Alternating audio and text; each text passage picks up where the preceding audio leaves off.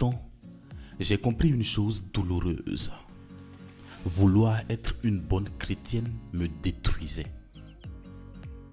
Mariée à Paul, mère de Lucie et Antoine, je semblais avoir la vie parfaite, mais à l'intérieur, je me vidais.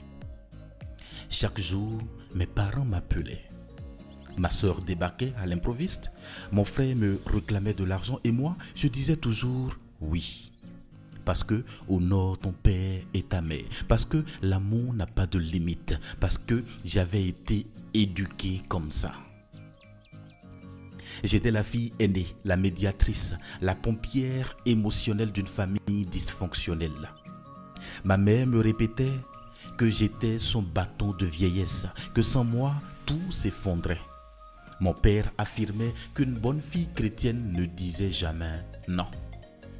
Et j'avais cru que ma valeur se mesurait à ma capacité de tout porter. Mais justement, à 38 ans, j'ai craqué. Un jeudi soir, en préparant le dîner, j'ai fait une crise d'angoisse violente. Ma tension était dangereusement haute. Paul m'a conduite aux urgences. Le médecin a été direct. Mon corps tirait la sonnette d'alarme. Il m'a posé une simple question. Qu'est-ce qui vous préoccupe à ce point? Et là, j'ai tout lâché. Ma mère qui m'appelait en panique à 2 h du matin, mon père qui exigeait mes week-ends, ma soeur qui me laissait ses enfants sans prévenir, mon frère Sébastien, ses dettes, ses demandes, son chantage affectif. Je pleurais, j'étais à bout.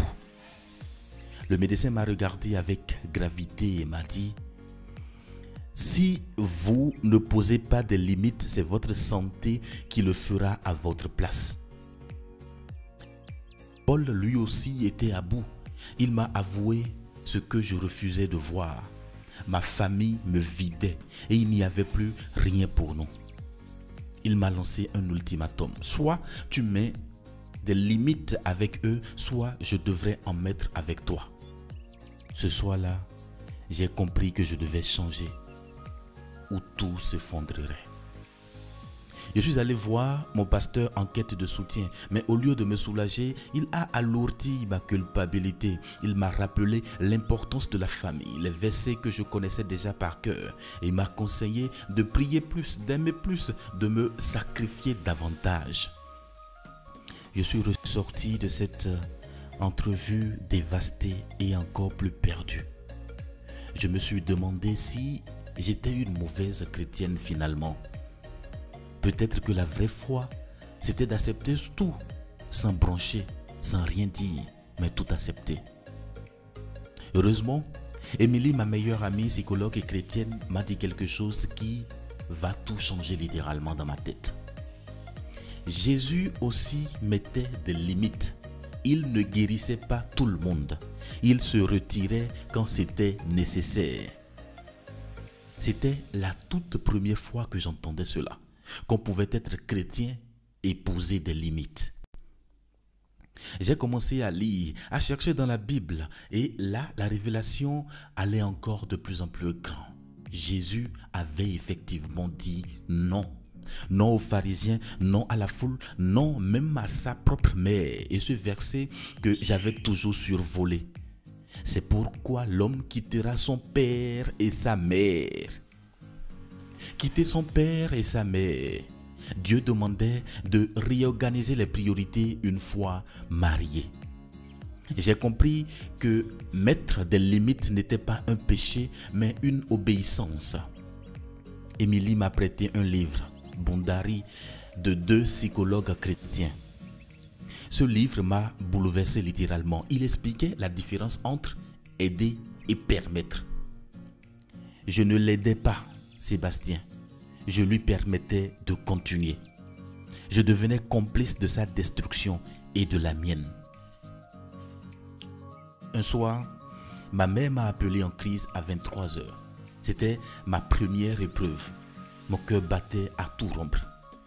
Mais j'ai eu le courage de lui dire: si tu penses que c'est une urgence, appelle le 15.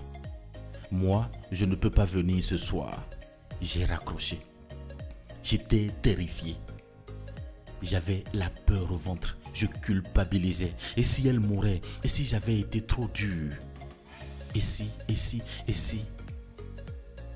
Le lendemain, elle était vivante, mais furieuse. Toute la famille a commencé à me critiquer. On disait que j'étais manipulé par Paul, égoïste. La culpabilité me rongeait, mais Émilie m'a rappelé une vérité essentielle. Tu n'as pas abandonné ta mère. Tu l'as orientée vers la vraie solution.